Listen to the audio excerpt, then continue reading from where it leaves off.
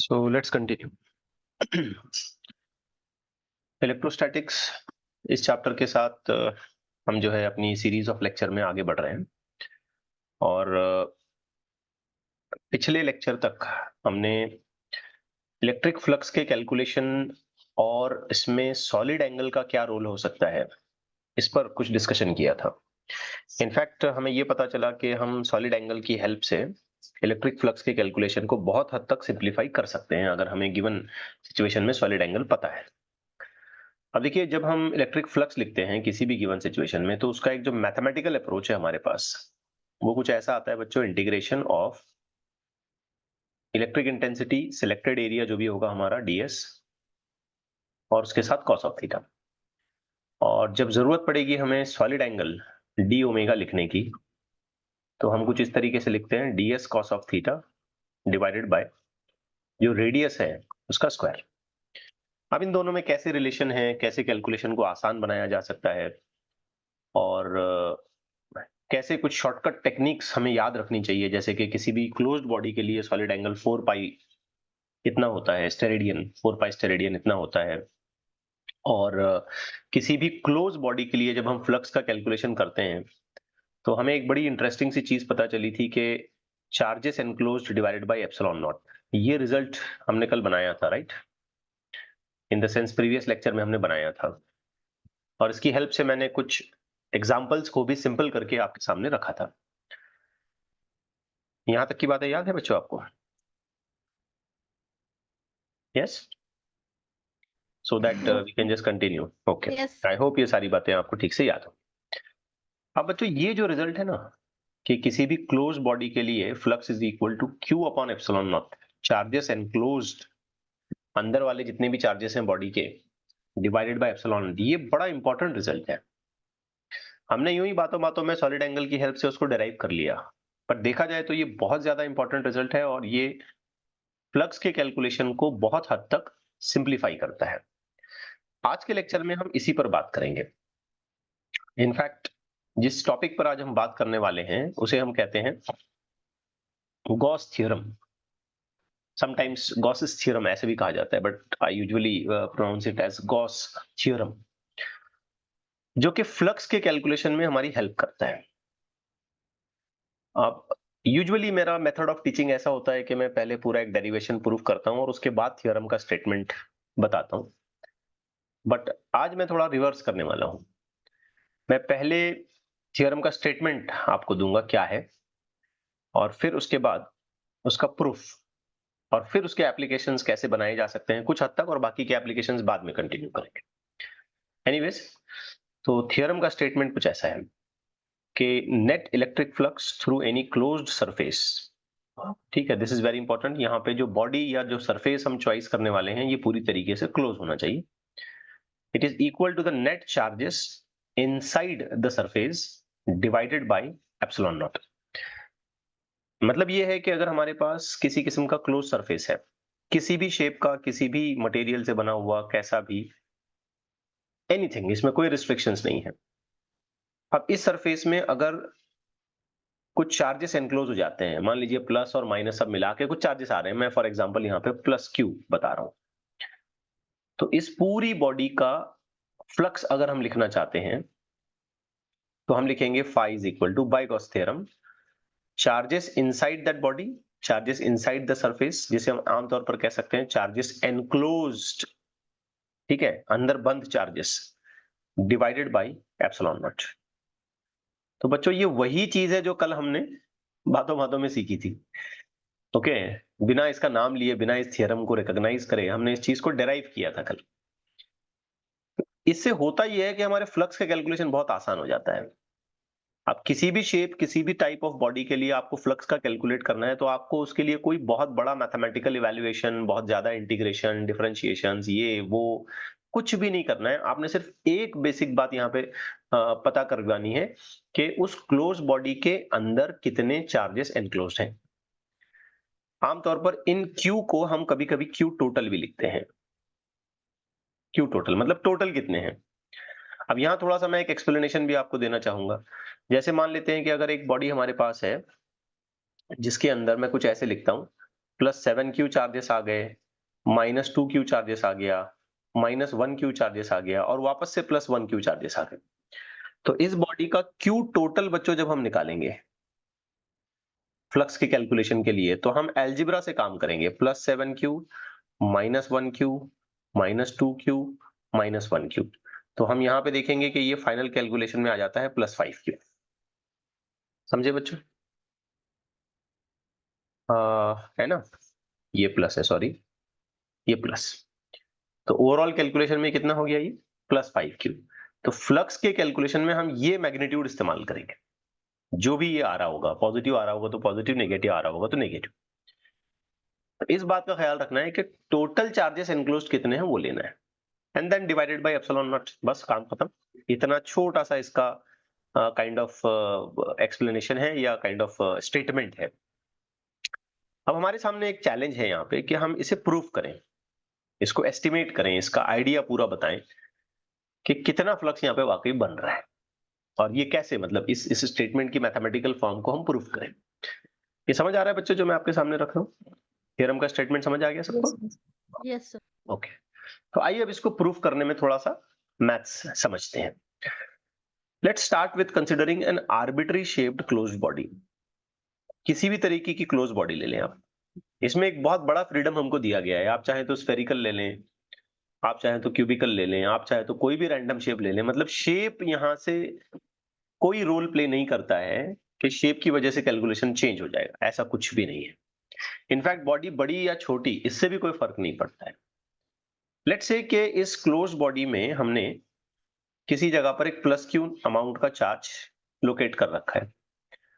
अब हमें तो गॉस थ्योरम प्रूफ करना है, टोटल इवैल्यूएशन करना है, तो हम पूरी बॉडी का फ्लक्स डायरेक्ट कैलकुलेट नहीं कर पाते हैं, क्या डायरेक्ट कैलकुलेट करना मुश्किल है।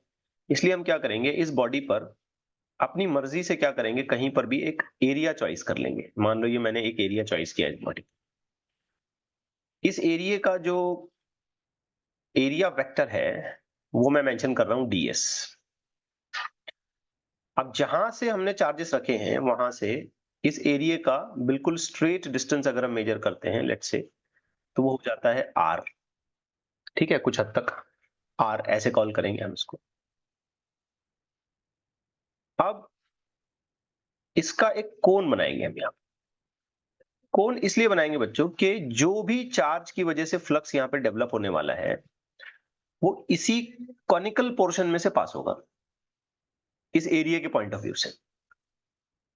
करेक्ट है ना? पूरी बॉडी का तो कैलकुलेशन नहीं करना है हमें, बस ये देखना है कि इस एरिया में से कितनी इलेक्ट्रिक इंटेंसिटी निकल रही है। तो जाहिर बात है इस सिलेक्टेड एरिया में से थोड़ा सा या थोड़ा बहुत फ्लक्स जाएगा। फ्लक्स का मतलब हम सब जानते हैं, इलेक्ट्रिक लाइंस ऑफ फोर्सेस जो कितने पास हो रहे हैं किसी गिवन एरिया में से। तो जो भी इलेक्ट्रिक लाइंस ऑफ फोर्सेस यहां से इस चार्ज की वजह से निकल रहे होंगे वो इस एरिया में से जरूर पास होंगे। तो मैक्सिमम टू मैक्सिमम कैलकुलेट करने के लिए हम इसको दोनों एंड्स को कैप्चर करते हैं और ये कंसीडर करते हैं कि जितना भी फ्लक्स यहां से निकल रहा होगा वो इस एरिया में से पास हो रहा है या इस सेगमेंट में से पास हो रहा है, जिसकी एक करस्पॉन्डिंग इलेक्ट्रिक इंटेंसिटी आप चाहो तो यूं बता सकते हो। ये आपने करस्पॉन्डिंग इलेक्ट्रिक इंटेंसिटी बता दी E, और आपने ये कहा कि इन दोनों के बीच में कोई थीटा एंगल बन रहा है। समझ आ गई बच्चों बात? Yes sir. अब हम सबसे पहले ये जो एरिया हमने सिलेक्ट किया ना छोटा सा, इस एरिया के लिए बनने वाला पॉसिबल फ्लक्स लिखते हैं। आप समझ पाएंगे, हमने यहाँ पे पॉसिबल फ्लक्स कुछ ऐसे लिखना है, E ds cos of theta, which is nothing but a very standard formula to write flux। बिल्कुल स्टैंडर्ड फॉर्मूला है। करेक्ट हो रही है बेटा बात? Yes sir. Yes sir. आपको याद होगा कि किसी भी पॉइंट चार्ज के लिए जब हम इलेक्ट्रिक इंटेंसिटी लिखते हैं तो उस इलेक्ट्रिक इंटेंसिटी को हम कुछ यूं लिख पाते हैं, 1/4πε0। उस चार्ज का मैग्नीट्यूड हम लोग ले लेते हैं देन डिवाइडेड बाय r का स्क्वायर। ये तरीका यस है। सर। तो इस d5 वाली इक्वेशन को क्यों ना मॉडिफाई किया जाए और इलेक्ट्रिक इंटेंसिटी के एक्सप्रेशन के साथ इसे दोबारा लिखा जाए। तो we have an availability to write 1/4πε0। ये हो गया बच्चों q डिवाइडेड बाय ये r स्क्वायर, और आगे बेटा ये कंटिन्यू हो रहा है ds times of cos theta में। अब इस इक्वेशन को हम थोड़ा सा रीअरेंज करेंगे, थोड़ा बहुत। Now d5 will be equal to ये q divided by 4 pi epsilon naught, ये फैक्टर हम पूरा साइड में ले लेते हैं और आगे कंटिन्यू करते हैं ds times of cos theta divided by r square से। इनफैक्ट इस चीज को मैं पूरा अलग ही कर देता हूं। ठीक हो रहा है बेटा? Yes sir. आपको अगर याद है सॉलिड एंगल का कंसिडरेशन, तो ये जो ब्रैकेट में लिखी हुई चीज है ना, ये कुछ और नहीं है बल्कि ये एक सॉलिड एंगल है जो यहां देखें इस कोन के लिए बनाया जा सकता है। ये छोटा सा सॉलिड एंगल यहां जो इस कोन के लिए बनाया जा सकता है। ठीक है, तो क्या इस फ्लक्स की इक्वेशन को अब हम यूं लिख पाएंगे, q upon 4 pi epsilon not, जो भी उस कोन के लिए एक सॉलिड एंगल बना वो हमने लिख लिया डी ओमेगा। ठीक हो गई बेटा बात? ये सॉलिड एंगल हम पिछले लेक्चर में पढ़ चुके हैं, देखो कोई नई बात नहीं है। बट अब हमारा इंटरेस्ट ये नहीं है ना कि हम सिर्फ एक छोटे से सेक्शन के लिए यहाँ पे फ्लक्स को कैलकुलेट करें। हमारा इंटरेस्ट तो ये है कि इस पूरी बॉडी के लिए हमें फ्लक्स को फाइंड आउट करना है। तो अभी इस बात है बच्चों, ये जो पूरी बॉडी पे फ्लक्स का कैलकुलेशन किया जाएगा तो वो इसी तरीके के छोटे छोटे डीएस सेगमेंट्स को मिला के टोटल फ्लक्स बना होगा। यानी कि ऐसे डीएस में से अगर डी फाई जा सकता है तो दूसरा भी एक डीएस होगा, उसमें से कुछ डी फाई जाएगा, तीसरा भी एक डीएस होगा, उसमें से डी फाई जाएगा, और ऐसे सभी को अगर मैं जोड़ लूं, कंबाइन कर लूं, ऐड कर लूं, या मैथमेटिकली करेक्ट कहें तो क्या करें, इंटीग्रेशन। इंटीग्रेट कर लूं, तो मुझे टोटल फ्लक्स मिल सकता है। यानी कि टोटल बॉडी पर से निकलने वाला फ्लक्स इस एलिमेंटल फ्लक्स का इंटीग्रेशन होगा। बच्चों जब हम इंटीग्रेशन करेंगे तो यूजुअली हम ये देखते हैं कि जो चीजें कांस्टेंट होती हैं हम उसे इंटीग्रेशन साइन से बाहर लिखते हैं। तो यहां पर जो एनक्लोज्ड चार्जेस हैं वो तो कांस्टेंट है, 4 कांस्टेंट है, पाई कांस्टेंट है, एप्सिलॉन 0 कांस्टेंट है।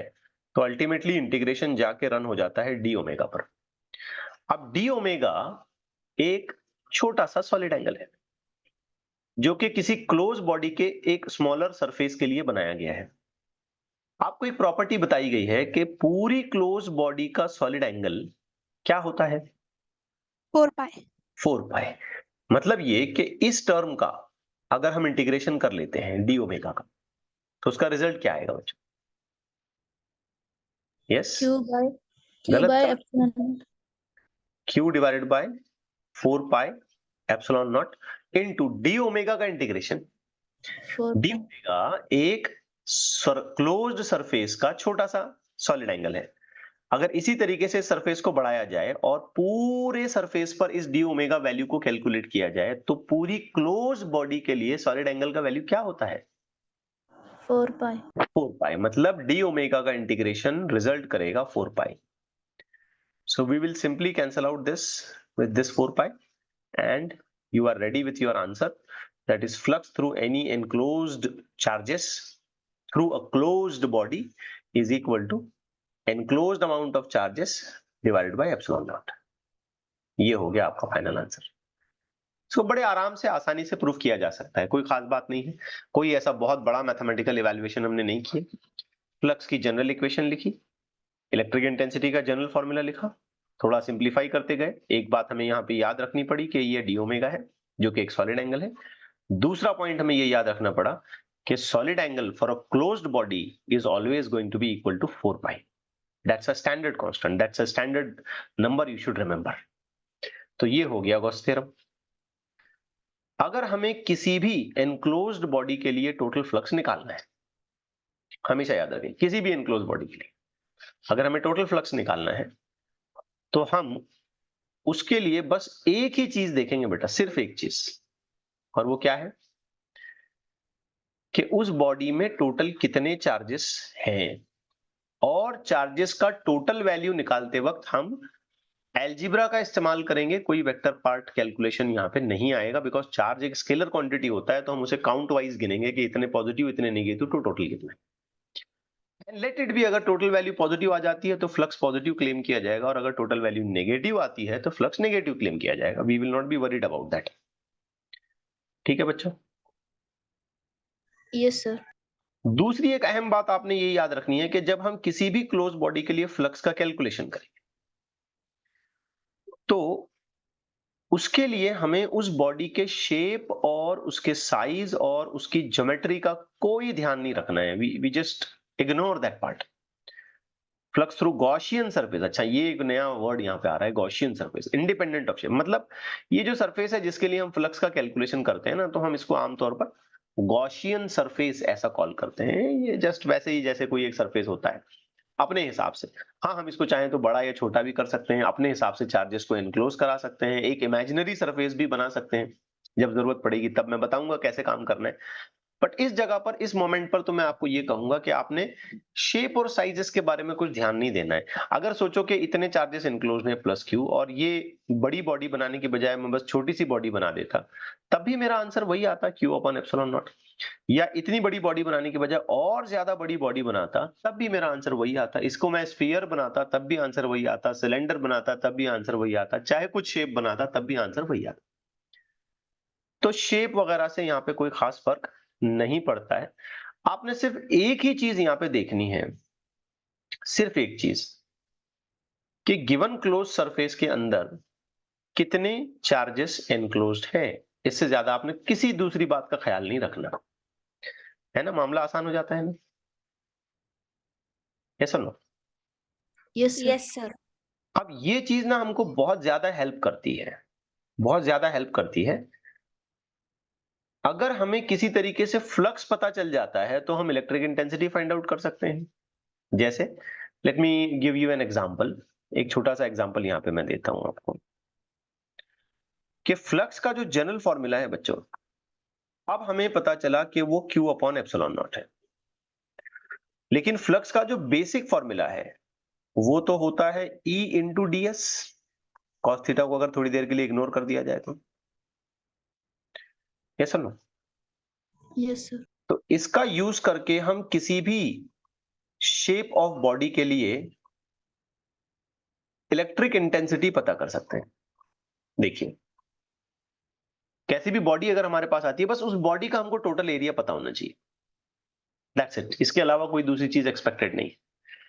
तो हम थोड़ा सिमेट्री, थोड़े लॉजिक और थोड़ा जनरल कैलकुलेशन करके किसी तरीके से इलेक्ट्रिक इंटेंसिटी तक पहुंच सकते हैं। मतलब सिर्फ 3 स्टेप में हम इलेक्ट्रिक इंटेंसिटी की कैलकुलेशन को खत्म कर लेंगे। पहले फ्लक्स पता करो, फ्लक्स का फॉर्मूला गॉसेस थ्योरम से लिखा, फ्लक्स का ही फॉर्मूला जनरल जो उसका मैथमेटिकल फॉर्म है वैसे लिखा, और आप इलेक्ट्रिक इंटेंसिटी तक पहुंच गए। तो ये एक सिंप्लीफाइड वर्जन में आपको बता रहा था, ठीक है ना। एक और बात सुने आप, यस सर। जब हम किसी भी बॉडी के लिए फ्लक्स का कैलकुलेशन करेंगे, किसी भी बॉडी के लिए, जैसे इस तरीके की बॉडी के लिए मैंने फ्लक्स का कैलकुलेशन किया, अब मैं चार्जेस यहां कॉर्नर पे रखता हूं, बीच में रखता हूं, इधर रखता हूं, उधर रखता हूं, इधर रखता हूं, उधर रखता हूं, इससे कुछ फर्क पड़ता है क्या? नहीं, No, sir. नहीं फर्क पड़ेगा, क्योंकि फ्लक्स सिर्फ एक ही बात देख रहा है। वो सिर्फ इतना बताओ बोल रहा है मुझे कि टोटल चार्जेस हैं कितने, भले वो कहीं भी हो बॉडी के अंदर, उसकी चार्जेस की लोकेशन कहां है, उससे एंड रिजल्ट पे कोई फर्क नहीं पड़ता है। एंड रिजल्ट तो हमेशा वही आएगा जो होना चाहिए। बस हमें देखना है कि टोटल कितने चार्जेस हैं, और उसको हम चुपचाप एप्सिलॉन नॉट से डिवाइड कर देंगे, and you are done with the calculation of flux. कुछ नहीं सोचना। So calculation of flux is completely independent as we consider to the position of the charges inside that Gaussian surface, कि आपने कहां रखा है उसे। अब इसके अलावा एक और बात हमें यहां पे ख्याल रखनी है। कभी कभी क्या होता है कि किसी कैलकुलेशन में फ्लक्स जीरो हो जाता है। एक और एग्जांपल या एक जनरल कंडीशन में आपको बता रहा हूं। कभी कभी किसी किसी कैलकुलेशन में फ्लक्स जीरो होता है, लेकिन इसका ये मतलब नहीं होगा कि फ्लक्स जीरो है तो इलेक्ट्रिक इंटेंसिटी भी जीरो है। नो, इसका ये मतलब नहीं होगा, ठीक है। ऐसा होना जरूरी नहीं है कि अगर फ्लक्स जीरो है तो इलेक्ट्रिक इंटेंसिटी जीरो है, ऐसा जरूरी नहीं है। It depends. जैसे मैं एक एग्जांपल दूंगा आपको। अच्छा, मैं एक आर्बिट्री बॉडी कंसीडर करता हूं, और चार्ज जो है ना यहां बाहर की तरफ रखता हूं, ये क्यों, इनफैक्ट प्लस वाला चार्ज रखता हूं। अब यहां अंदर मैं एक पॉइंट पी चॉइस कर रहा हूं, बताओ इस बॉडी के लिए फ्लक्स कितना है? जीरो। फ्लक्स जीरो है, क्योंकि according to the Gauss's theorem flux is equal to charges enclosed upon epsilon naught. क्या इस बॉडी के अंदर कोई चार्ज है? No, sir. नहीं। तो इस बॉडी का टोटल वैल्यू ऑफ फ्लक्स आप क्या क्लेम करोगे? Zero. Zero. लेकिन इस बॉडी के बाहर कोई चार्ज है, उसकी वजह से इस बॉडी पर इलेक्ट्रिक इंटेंसिटी जरूर आएगी। समझे? Yes, sir. तो किसी जगह पे अगर फ्लक्स जीरो है तो उसका ये मतलब नहीं निकलेगा कि वहां पर 100% इलेक्ट्रिक इंटेंसिटी भी जीरो है। ऐसा नेसेसरी नहीं है, ऐसा जरूरी नहीं है। हो भी सकती है जीरो, नहीं भी हो सकती है, हो भी सकती है। ऐसा नहीं कि हम इस बात को डिनाई करेंगे, बट हम ये ऑलवेज नहीं लगाएंगे। यानी कि फ्लक्स का जीरो होना इलेक्ट्रिक इंटेंसिटी को ऑलवेज जीरो करेगा, ये स्टेटमेंट फॉल्स है। हो भी सकती है, may be zero, may not be, we are not very sure. लेकिन इसका उल्टा बड़ा अजीब है, इसका रिवर्स बड़ा अजीब है। अगर बच्चों हम ये कहते हैं कि किसी जगह पर इलेक्ट्रिक इंटेंसिटी जीरो है, बात को समझें, तो 100% हम इस बारे में वेरी श्योर होंगे, 100% कि वहां पर फ्लक्स भी जीरो ही है, कोई दूसरा चांस ही नहीं है। मैं इस बात को रिपीट करता हूं बच्चों, क्या फ्लक्स का जीरो होना इलेक्ट्रिक इंटेंसिटी के जीरो होने को गारंटी करेगा? No, sir. नहीं, शाबाश। लेकिन क्या इलेक्ट्रिक इंटेंसिटी का जीरो होना फ्लक्स के जीरो होने को गारंटी करेगा? Yes, sir. Yes, very good. तो इस बात को अच्छे से जहन में बिठाइए कि इलेक्ट्रिक इंटेंसिटी जीरो होती है तो फ्लक्स 100% जीरो होगा, लेकिन फ्लक्स जीरो होता है तो इलेक्ट्रिक इंटेंसिटी हमेशा जीरो हो ऐसा जरूरी नहीं है, ऐसा जरूरी नहीं है। Getting it point? Yes, sir. अब बच्चों फ्लक्स के कैलकुलेशन में कभी कभी हम कुछ साइन कन्वेंशंस का भी इस्तेमाल करते हैं। जैसे कि किसी बॉडी में से अगर फ्लक्स आउटवर्ड जा रहा है, बाहर जा रहा है, आउटगोइंग फ्लक्स है, तो हम उसे पॉजिटिव मानते हैं। ठीक है, इन बातों को जरा अच्छे से याद रखें। आउटगोइंग फ्लक्स को हम क्या मानेंगे? पॉजिटिव। Positive. जबकि कोई इनकमिंग फ्लक्स है, अंदर की तरफ आ रहा है, तो हम उसे क्या मानेंगे? नेगेटिव। Negative. ठीक है, तो आउटगोइंग फ्लक्स, बाहर की तरफ जाने वाला फ्लक्स पॉजिटिव होगा। क्यों? फ्लक्स बाहर जा रहा है, इसका मतलब बेटा अंदर पॉजिटिव चार्ज है, क्योंकि Yes, electric sir. Lines of force जो है ये पॉजिटिव चार्ज से दूर जाती है। तो जाहिर बात है फ्लक्स का बाहर जाना पॉजिटिव चार्ज होने को सिंबलाइज करता है, तो डेफिनेटली हम उसे पॉजिटिव फ्लक्स मानेंगे। और फ्लक्स का इनकमिंग है, अंदर आना, मतलब अंदर नेगेटिव चार्ज है, क्योंकि electric lines of force negative charge की तरफ आती है, it is towards the negative charge. तो जाहिर बात है अगर फ्लक्स इनवर्ड्स है, अंदर की तरफ आ रहा है, तो हम ऐसी सिचुएशन में उसे नेगेटिव फ्लक्स कंसिडर करते हैं। आइए इस बात को समझते हुए एक छोटा सा एग्जांपल लेते हैं, बहुत ही हल्का सा, बिल्कुल सादा सीधा एग्जांपल जो हम बहुत क्विकली सॉल्व कर सकते हैं। आपको कुछ इनकमिंग और आउटगोइंग फ्लक्सेस की सिचुएशन बताई गई है और आपसे यह पूछा है कि find the charge enclosed by the surface. कितना चार्ज इस सरफेस के अंदर एनक्लोज्ड है, हमें ये निकालना है। तो ये सिचुएशन है, ठीक है।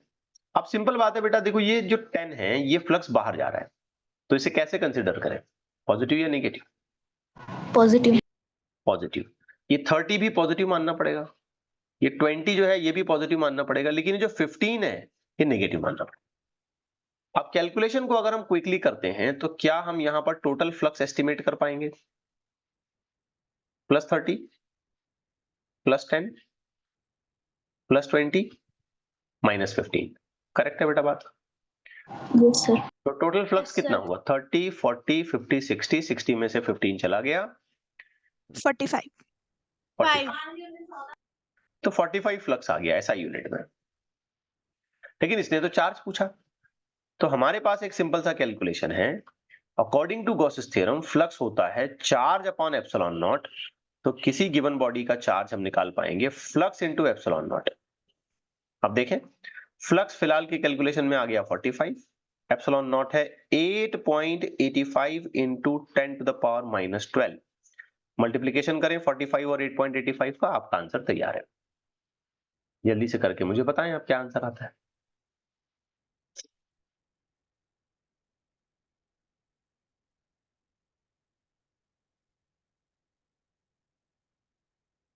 यस,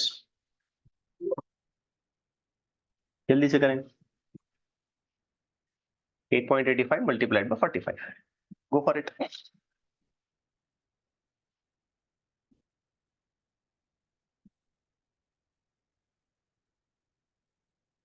हो गया आंसर? 398.25. 398.25 398.25. और ये आगे कंटिन्यू कर लें 10 to the power minus 12 unit लगा दें कूलम, तो इतना चार्ज हम कहेंगे यहाँ पे डेवलप हो गया। ठीक है, अब आइए जो बातें हमने सीखी हैं उस पे कुछ इलस्ट्रेशंस को समझते हैं, कुछ आइडियाज और ज्यादा क्लियर होंगी जब हम इन क्वेश्चंस को अच्छे तरीके से सॉल्व करने की कोशिश करेंगे। वेल बिफोर दैट मैं एक और चीज आपके सामने रखता हूं। अगर हमारे पास किसी भी टाइप और शेप की बॉडी है, कैसी भी रखी गई है, सिर्फ इतना है कि उसके अंदर चार्जेस नहीं है। ठीक है, जैसे एक स्फीयर रखा है, नॉन यूनिफॉर्म इलेक्ट्रिक फील्ड है, इधर फील्ड ज्यादा है इधर फील्ड कम है और स्फीयर के अंदर चार्जेस नहीं है। एक सिलेंडर थोड़ा आड़ी टेढ़े एंगल पे रखा हुआ है और यूनिफॉर्म इलेक्ट्रिक इंटेंसिटी यहाँ पे लगा के रखी है, लेकिन इसके अंदर चार्जेस नहीं है। तो ऐसी सूरत में अगर कोई बॉडी चार्ज को एनक्लोज नहीं करती है तो आप बेझिझक होकर ये कह सकते हैं कि यहां पर उस बॉडी का फ्लक्स जीरो है। बिल्कुल बिंदास कह सकते हैं आप, कोई टेंशन वाली बात नहीं, क्योंकि फ्लक्स का कैलकुलेशन बनता ही इस बात पर है कि उसने कितने चार्जेस को एनक्लोज किया। अब चार्जेस है नहीं तो आप सीधे सीधे फ्लक्स जीरो बोल दें, भले वो इलेक्ट्रिक इंटेंसिटी में रखी गई हो, भले उसकी इलेक्ट्रिक इंटेंसिटी स्ट्रांग हो, यूनिफॉर्म हो, नॉन यूनिफॉर्म हो, कैसी भी हो। Getting it? Yes, sir. अब आए कुछ क्वेश्चंस से हम लोग आगे बढ़ते हैं, एक एक करके कुछ क्वेश्चंस देखते हैं। And let me tell you that these questions are very very interesting. बस शर्त इतनी है कि आपको कंसेप्चुअली इन बातों को समझना है। Find the flux through the given Gaussian surface. Gaussian surface का मतलब समझ आ रहा है? गॉसियन सरफेस मतलब वो क्लोज्ड सरफेस जिसके लिए हम फ्लक्स का कैलकुलेशन करना चाहते हैं। हम चाहे तो इसे इमेजिनरी भी बना सकते हैं। किसी प्रॉब्लम में अगर हम चाहते हैं कि भाई क्लोज सरफेस इमेजिनरी बनाना है तो आप इमेजिनरी भी बना सकते हो और फिर इमेजिनरी कैलकुलेशन कर सकते हो कि भाई इस सरफेस में से इतना फ्लक्स जा सकता है एंड सो ऑन। अब देखिए करंट सिचुएशन में हमें पता करना है कि कितना फ्लक्स है। तो देखिए ये जो चार्ज है ये बाहर का Q4, Q5, Q6 ये बाहर है। क्या फ्लक्स के कैलकुलेशन में ये आउटसाइड वाले चार्जेस को हमें कंसिडरेशन में लाना है? No. नहीं। No. शाबाश। तो सिर्फ इनर चार्जेस पे हम लोग बात करेंगे। तो आंसर है बेटा 2 पॉजिटिव है, -3 नेगेटिव, फिर उसके बाद +4 पॉजिटिव। ये सारे के सारे माइक्रोकूलम में है, into 10 to the power -6 micro में है, इसलिए डिवाइडेड बाय हम कर लेंगे एप्सिलॉन नॉट। हमें ख्याल रखना है according to the Gauss's law, Q total divided by epsilon 0।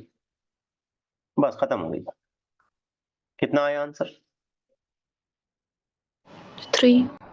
3 into 10 to power -6 divided by 8.85 into 10 to power -12। सो ये हो गया 3 डिवाइडेड बाय, चलिए जल्दी से डिवाइड करिए, 8.85 into +6। ठीक है ना? क्विकली इस बात को, इस चीज को डिवाइड Yes, sir. करिए आप और फिर बता दें क्या आंसर आता है।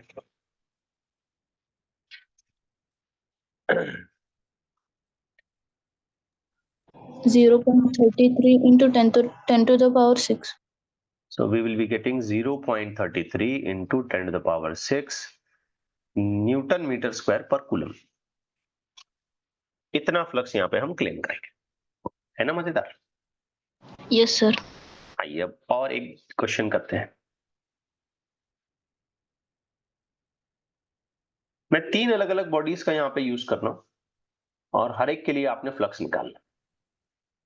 हर कैलकुलेशन में हमें बस एक फंडामेंटल बात याद रखनी है, हर एक कैलकुलेशन में, कि जब कभी भी हम फ्लक्स का कैलकुलेशन करेंगे so that should be equal to enclosed charges divided by epsilon naught. इसे हम करेंगे Q total divided by epsilon not,